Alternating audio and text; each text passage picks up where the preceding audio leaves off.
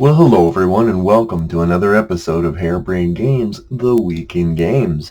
We're heading into week 4 of our quarantine, and it's been interesting to see people around trying to stay busy despite their confined quarters. I definitely miss my gaming buddies. I really do. I know that we're using tabletop simulator and such, but it's not the same. It's great, and if you can contrive it, that's fine, but nothing beats just sitting and playing games with people. So I'm definitely missing that part, although as an introvert, most of my life was 85% solitude, 15% being around other humanoids. So for me, it's not nearly as impacting, but I know some of my extroverted friends are really struggling right now. On the other hand, we've had time to do lots of projects. My kids have decided to switch bedrooms, and little did I know when my daughter came up and said, "You got a couple games in one of these closets, Dad," that had been around. I'm like, "Oh, okay." So I went down and figured I'd just grab a couple games. Who knows what they were? And turns out I had 200 games that a few years ago I'd set aside in the closet because they weren't ones I was playing a lot of anymore. So yeah, how's that for a strange find? Yeah, so my wife's thrilled to have 200 more games in the sanctum. Anyway, a couple reviews will be coming out this week. I have 2 in the hopper that I'll be doing. It has been years since I've done a negative review. One of those reviews is, unfortunately, no matter how I cut it, going to be a negative one. But that's usually not my MO. I try to see the best in everything. I'm a few shades short of Pollyanna, but I make my efforts to be positive when I can. But this game basically gave me the finger about that. So anyway, let's get to the news. All right, news is a lot. There's a lot of online news. There's not a lot in retail this week. We're not getting a lot of Arbor Day sales going on, so definitely going to take a hit. But let's talk about Kickstarter. There's a new game called Lawyer Up. I mentioned it a few weeks ago. It's full on. It's wrapping up its Kickstarter. It's a courtroom game that's very thoughtful and clever and seems like it does a better job of actually feeling like a game with some plausible courtroom antics that aren't TV worthy. So Instaback for me. The other thing is Kingdom Builder. There's a winter version of Kingdom Builder that has different terrain than the original. So if you were a Dominion fan and you moved over to Kingdom Builder, the same designer. As far as Kingdom Builder goes, it had a chilly reception in my house, so I probably won't board this train. And then it turns out that everybody's copying Kingdom Builder. Now we have Frosthaven, which is a sequel to Gloomhaven, and it's currently not flattening any curve when it comes to backers. It's like millions of dollars of explosion. So it's interesting in these times that people are still excited to back Frosthaven en masse. It's more the same. It doesn't look like it's too much of a departure from the original Gloomhaven, but hey, there's snow, which means that you'll use more white pixels, and that could be good for all you snow aficionados of some kind. So, and finally, Prospero Hall continues to make amazing, clever games that just surprise the heck out of me. Horrified, Top Gun, you name it. Now they're doing Trapper Keeper. That's right. It's a game of 80s and 90s school nostalgia culture. It's 2 to 5 players, and it's all about the ancient times of school kids like me in the 80s and 90s. So I'm looking forward to that. It just released. It's not very expensive. It's like $15-20. So I'll keep you in the loop on that. And with that, let's get to my question of the week. Okay, question of the week. This one wasn't addressed to me. This was addressed from one of my favorite movies, Despicable Me, where the main henchman, the main anti-hero, is speaking to his old father figure, and who didn't hear him right and made the wrong kind of advice, and so he says, "Why are you so old?" And that's how I feel these days, because it's finally come to my attention that after many, many years, after half a century, I can no longer see very well at a card table or a game table. And I've tried to squint, and I've tried to squint, and I've tried to squint. But now, why am I so old? Yep. The time has come. And now I have to wear glasses so I can actually see things up front. I even wear contacts. I even bought contacts, and they work great. Except now, close up, they don't. So now I got to wear these old spectacles. Don't I look fabulous? Fabio in his 80s, I guess. So no, I'm not even up to Fabio level. So anyway, I don't know about you guys, but it's been kind of an adjustment, but I'm starting to get used to it. Where like, hey, if I put on the shades, my eyes relax so much that it actually feels less painful now than trying to squint at cards. I now have empathy for all those times when people are like, man, the text is so small. I'm like, it's too small, you're too old. Here I am. Anyway, that's my question of the week, so let's get to my 3 games. Alright, let's do this. Game number 1 is a game that may surprise some of you who know me locally. Isle of Cats.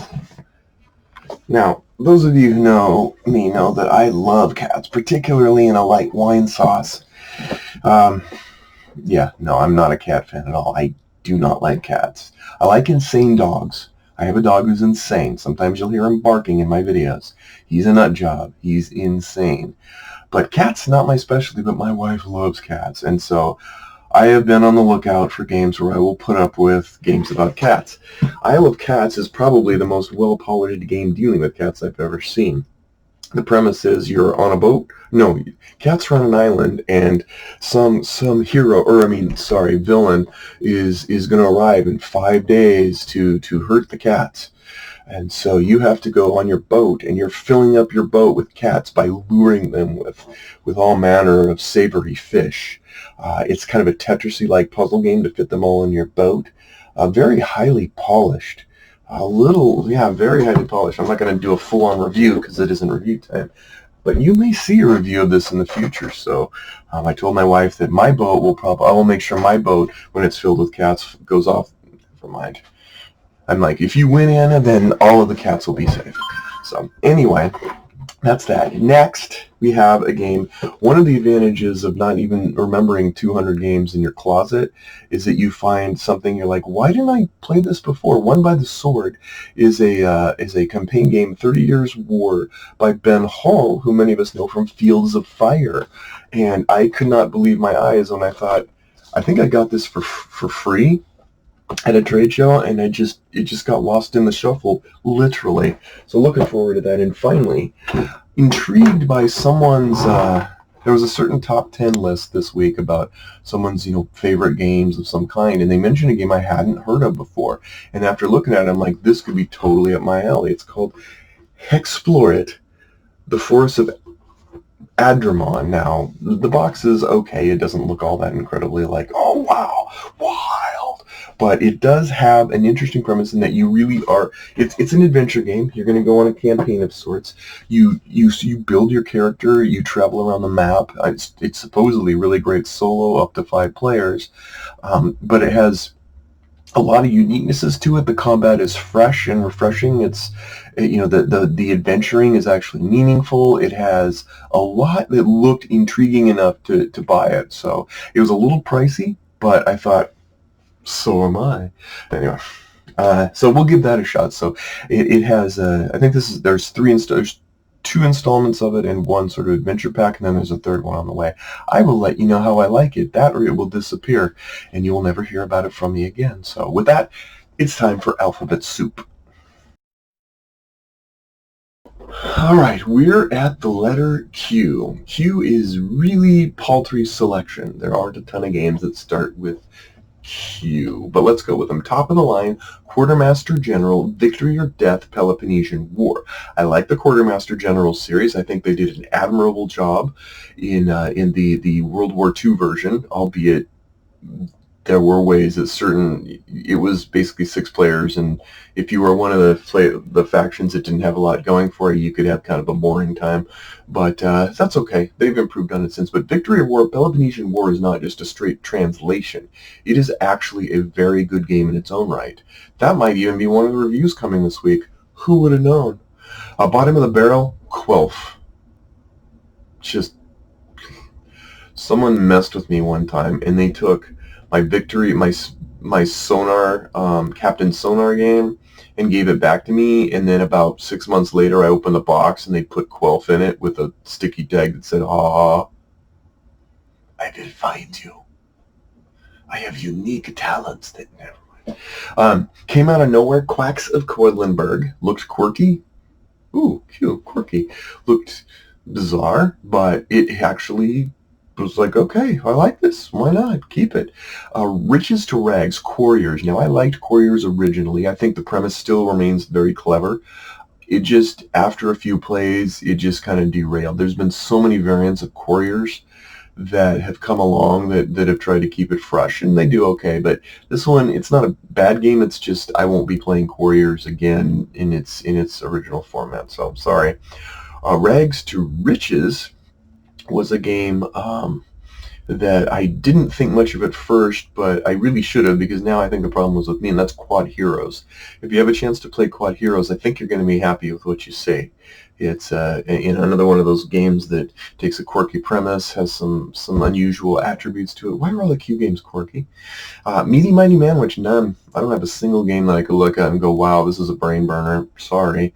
Test of Time, we still go back to Quadropolis. Now, while it is not the best city-building game, I think it's still genuinely pleasant enough that people will continue to enjoy it and play it, and everybody loves the pieces and the components and so points for that. Comeback Tour, I couldn't think of any game that I could think would be radically redone in a way that was cool enough to be worthy of like a redo this game.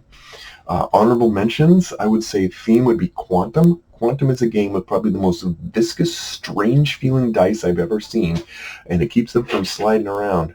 But it's take your dice and turn them into sort of galactic fleets of warriors to play across, but do it in a really small galaxy. It works.